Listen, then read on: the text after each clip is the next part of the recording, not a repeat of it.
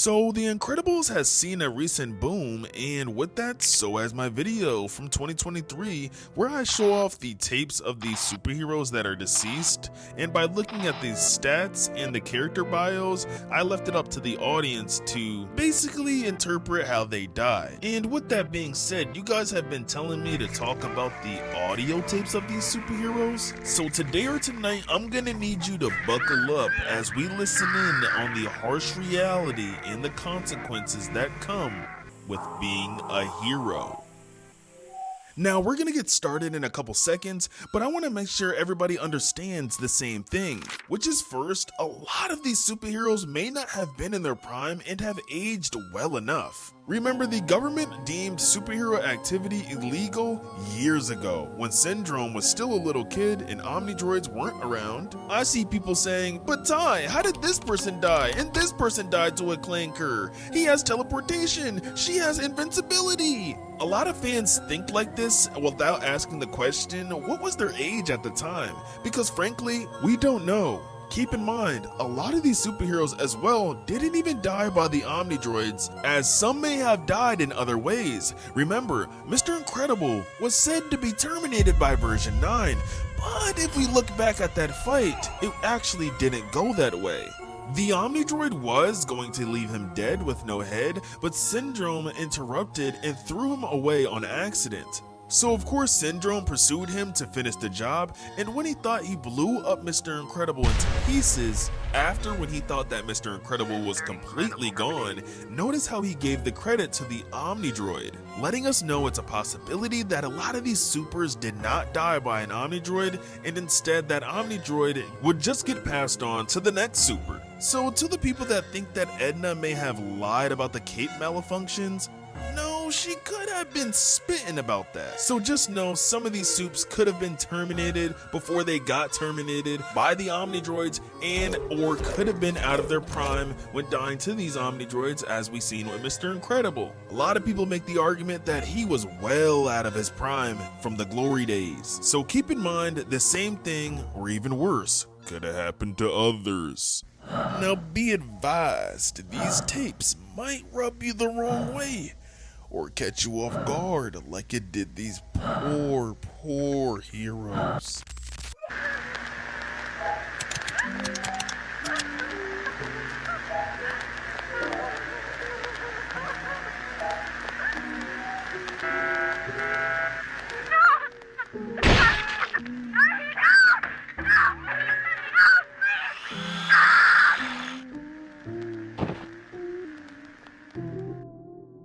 Psychwave's powers consisted of mental force wave, mental paralysis, and the ability to possess another's body, which in all is completely useless against a bucket of bolts. She was crying a lot because she has paranoid tendencies. She wasn't winning this battle from the start. Rest in peace.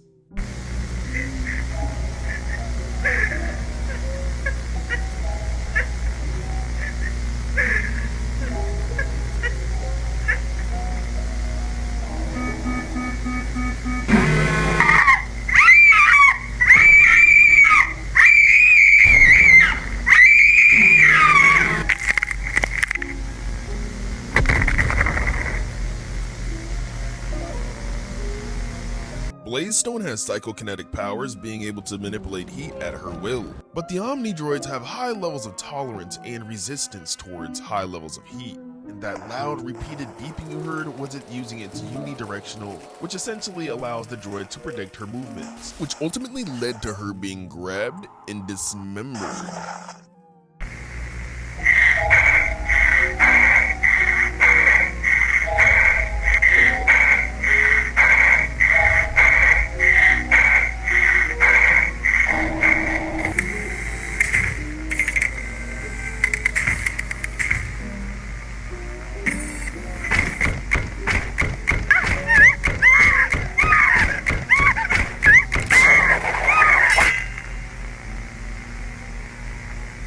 Think of Apogee like a walking sun panel. During the nighttime or on cloudy days, her powers are basically useless.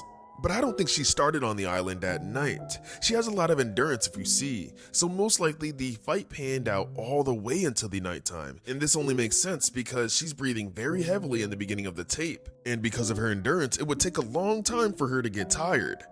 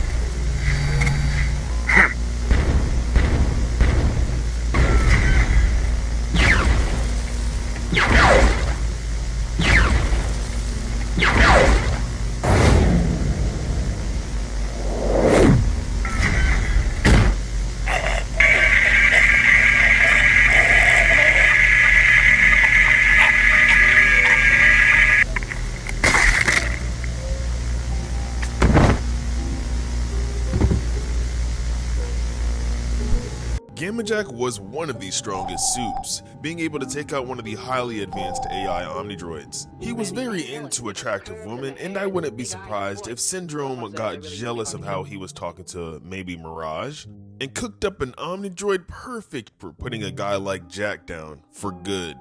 I've also seen this amazing theory about Gammajack. Remember when Dash is running through the forest and then goes into an open area where there's no trees? It's been theorized that there's no trees there due to the gamma radiation from Gammajack's fight with the Omnidroid. But that's just a theory. A Gammajack theory.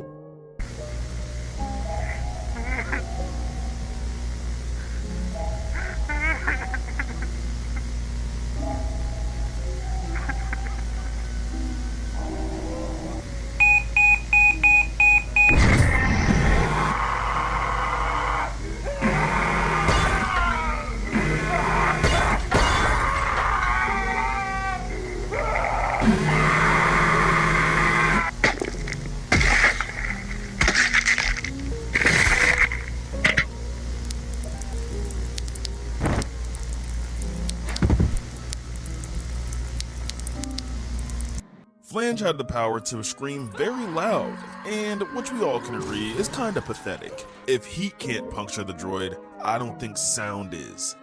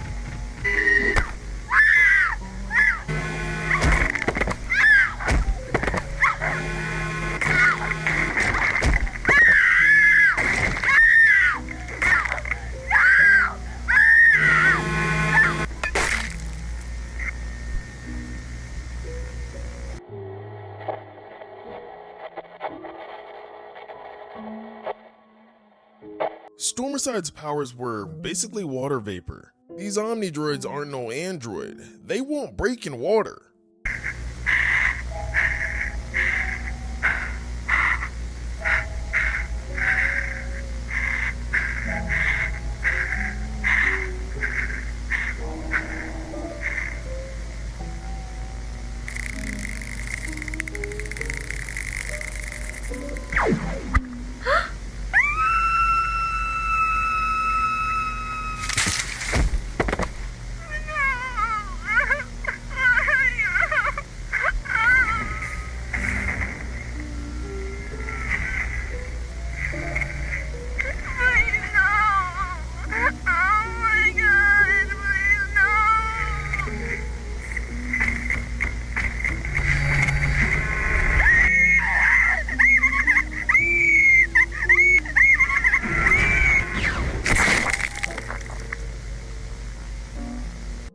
Plasma Bolt is super powerful and even defeated an Omnidroid before, but it's probably the reason why, along with Gamma Jack, that the Omnidroids are so durable, not even someone like Mr. Incredible could punch through them.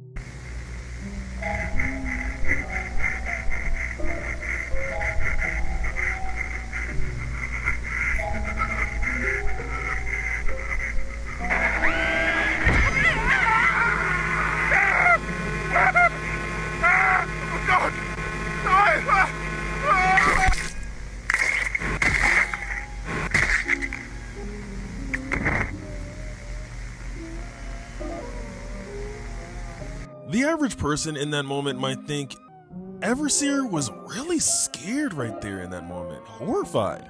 But in reality, his power is to see the future. He just saw his own death.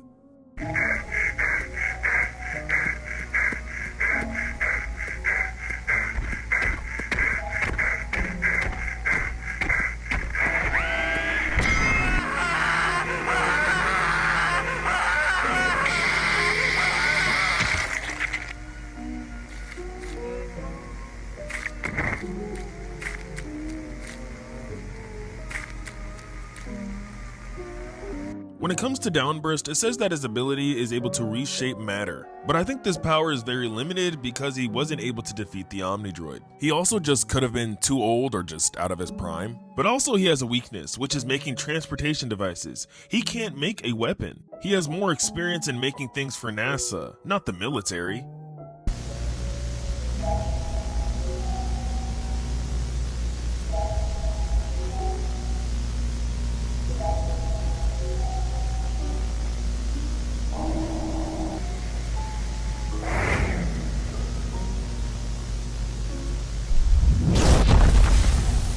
Meta Man has returned!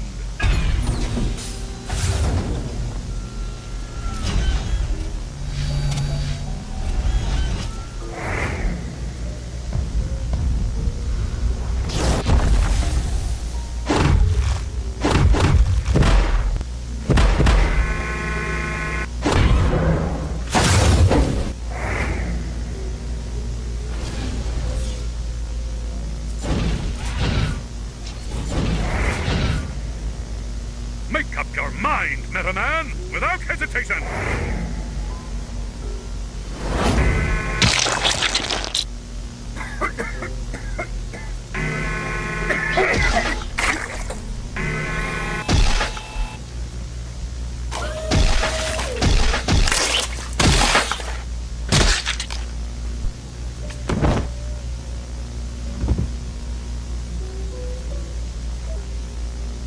Meta Man is one of the strongest, and I wouldn't be surprised if he were to actually beat 2 Omnidroids. But the problem is he's basically made out of glass and he died to a kit malfunction. He's not that durable and really wasn't that smart.